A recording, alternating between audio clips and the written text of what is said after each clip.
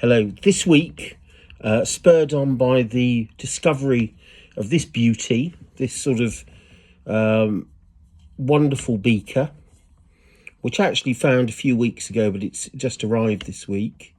And I hope you can see the fabulous thing about it is the engraving. And this is a piece of silver made in England, not as the catalogue described it in the 19th century, but at the end of the 17th century. But it's going to be cruelly anonymous because we only have a maker's mark struck very lightly on the base 4 times, and that's probably IR or DR underneath the crown, struck 4 times. No other assay office marks, just the maker's mark struck 4 times on the base. And this leads us into a hopefully short conversation about Huguenot silversmiths. Lots of you will know, some of you have written books on Huguenot goldsmiths, so you don't need to listen to me waffle on.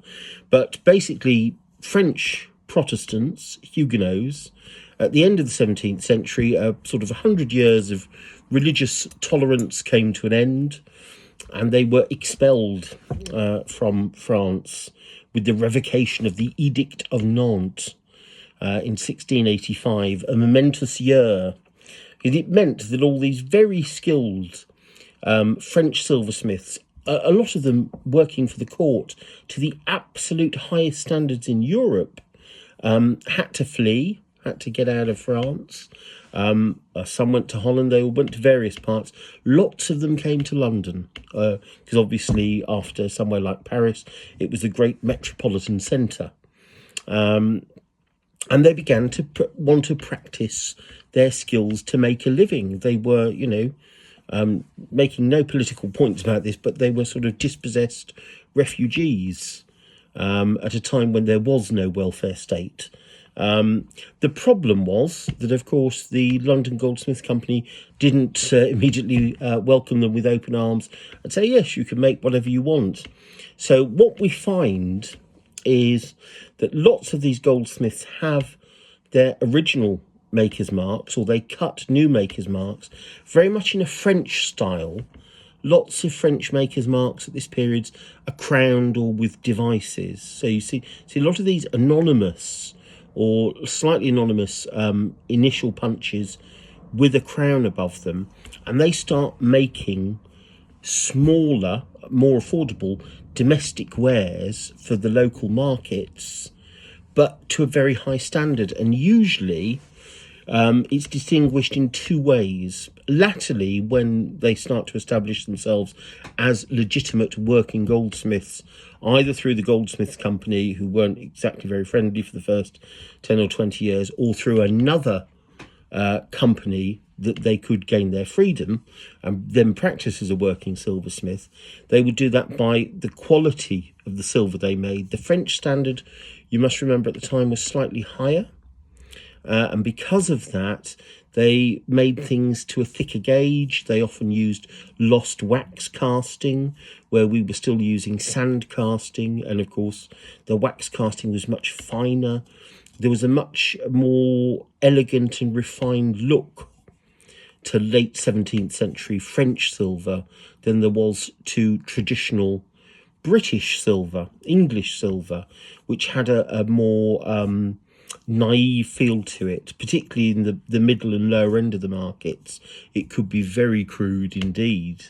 So they came along and they made things to a better standard, or, as in the case of this travelling beaker, this is quite a standard gauge of silver. There's nothing overly exceptional about this, but they use it as a canvas. The form is of no consequence at all, really. It's a canvas for their also fantastic engraving skills. And the Huguenots were, if you look at the flatware, a lot of them specialised in flatware, the Harache family. They also made snuff boxes. And one thing that marks them out on little Treffid teaspoons, on lovely stand-away hinge snuff boxes, is the quality and fineness of the engraving. It's a very Huguenot thing. It's not really an English thing, although English goldsmiths begin to copy it. This is much more refined, much more elegant, much more the quality of things that you see on the back plates of clocks, actually. And it's intriguing that a couple of the goldsmiths that came over and started working from France, that either their fathers or their uncles had actually been clockmakers.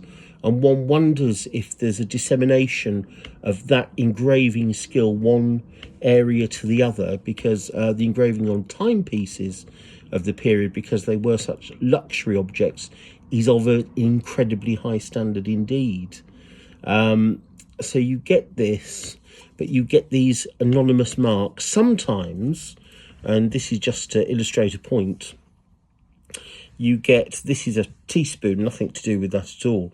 This is a cast teaspoon, very early cast, gilt rat-tailed teaspoon. And if you were to look this mark up in, say, Grimwade, the Great Grimwade, it will give you the name of the maker, who is a Huguenot, Peter Tabard. But it will say that this mark was registered in 1720. Now, actually, this spoon was made in about 1700, 1705, no later than that. This extraordinary cast stem. And it's really top quality, and you can see the gilding on it and everything. This goes back to the two main skill sets of these Huguenot goldsmiths: their ability at engraving, but also their wonderful technical skill at casting and making things to a heavier gauge and heavier standard. But Tabard was working for decades before his mark was legitimately registered in 1720.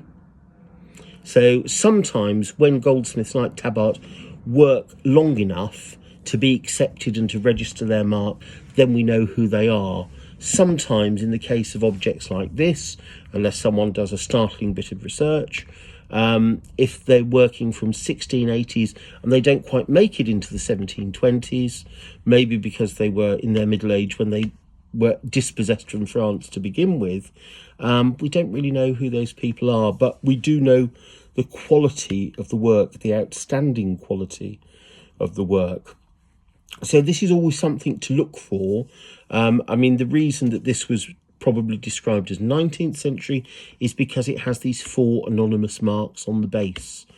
And the fact that the 4 marks aren't crisply struck, you can only basically see the second initial and part of the crown above, is also towards that anonymity, because you didn't want Goldsmiths Hall finding your wares, realising that you were making them and producing them and selling them without the freedom of the Goldsmith Company, and then tracing it back to you. So it's got the correct number of marks, it's got 4 hallmarks on the base, but they're indistinct.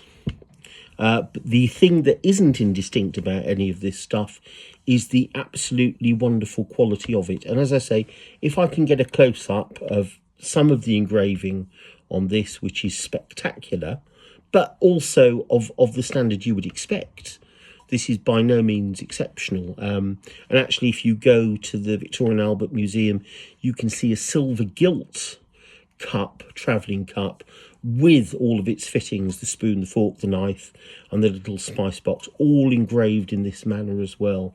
So they're pretty fabulous things.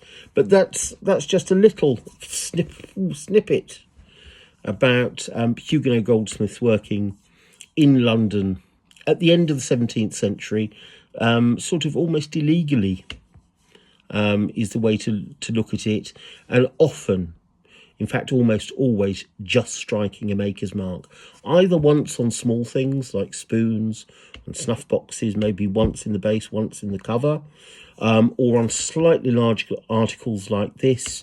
And it's usually cups or beakers that form part of a travelling set, 3 or 4 times on the base, to ape, to copy the number of times you would expect to see a normal hallmark. The other thing is that most of these things, these beautifully engraved things, are small.